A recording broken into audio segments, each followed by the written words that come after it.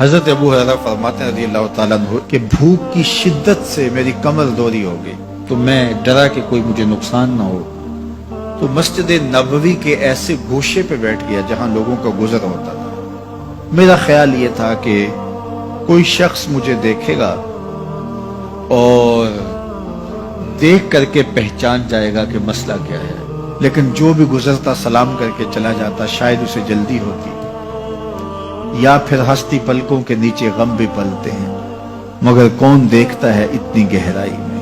میں نے سوچا کہ ایک قدم اور آگے بڑھوں اور آنے والوں سے ہم کلام ہوں، جب میں ان سے بات کروں گا تو میرے لہجے سے وہ میری آواز کی شکستگی سے پہچان جائیں گے کہ میرا مسئلہ کیا ہے۔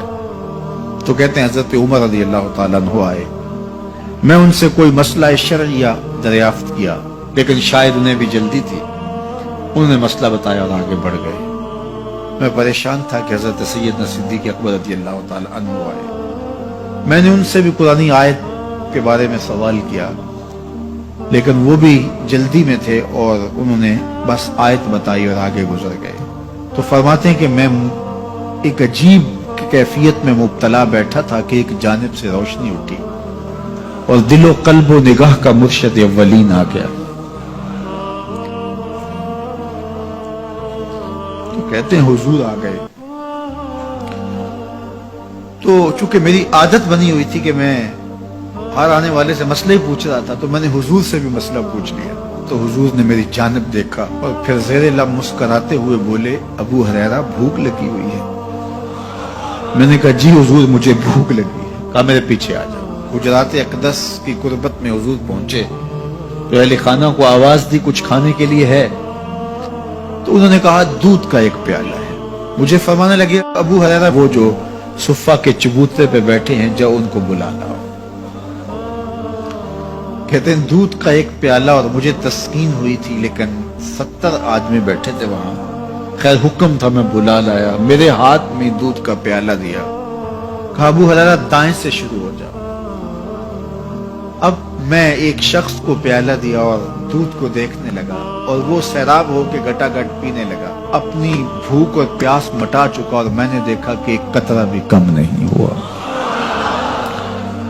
میرے اندر جو پہلے وسواس اٹھ رہے تھے اور مجھے جو احساس ہو رہا تھا وہ مٹ گیا۔ پھر میں نے دوسرے کو پیش کیا، اس نے بھی سیراب ہو کے پیا، لیکن دودھ ایک قطرہ بھی کم نہیں ہوا۔ پھر میں نے تیسرے کو دیا، چوتھے کو دیا، 70 آدمی دودھ پی گئے، لیکن دودھ میں سے ایک قطرہ بھی کم نہیں ہوا۔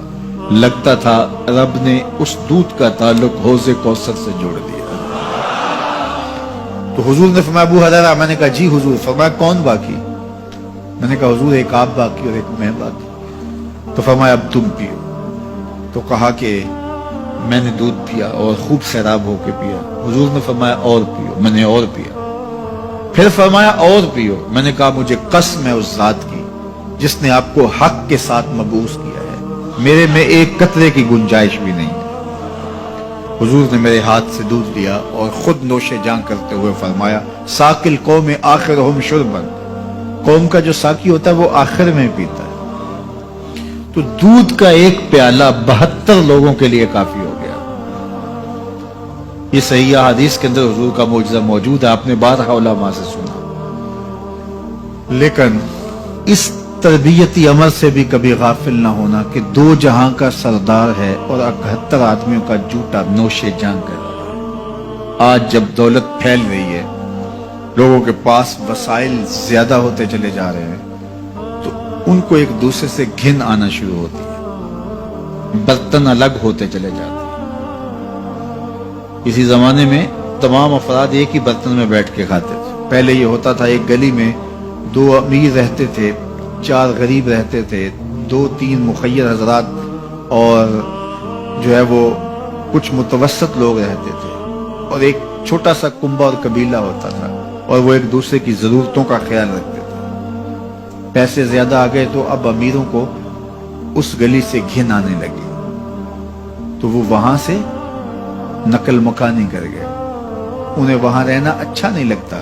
تو یہ بات ذہن میں رکھیے گا کہ ہمارے دین نے ہمیں ایک دوسرے کے دکھ بانٹنے کی تلقین کی ہے، ایک دوسرے کے قریب ہو کے رہیں اور ان کی ضرورتوں کا خیال رکھیں۔ اپنی استطاعت کے مطابق کسی کی عزت نفس کو نقصان پہنچائے بغیر شہرت، ریا اور کسی اس طرح کی مرض کو اپنے قریب جو ہے وہ نہ آنے دیں، اور لوگوں کی اس مخفی انداز سے مدد کریں کہ ان کی ضروریات پوری ہوں۔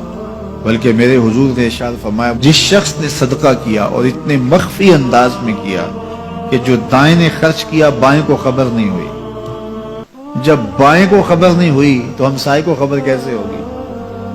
لیکن یہاں تو 7 اخباروں میں خبر چھپتی ہے کہ فلاں صاحب نے فلاں غریب کی بیٹی کی شادی کی ہے۔ ذرا سوچ، اگر یہاں تیری بیٹی کھڑی ہوتی تو تیرا روح سخن کیا ہوتا؟ لوگوں کی غربت کا مذاق نہ اڑاؤ، لوگوں کے جذبات سے کھیلو نہ۔ اللہ نے اگر آپ کو کچھ عطا کیا ہے تو پھر لوگوں کی ضرورتوں کو پورا کرو، لیکن ان کے جذبات سے مت کھیلو اور لوگوں کی ضرورتوں کا پورا خیال رکھو۔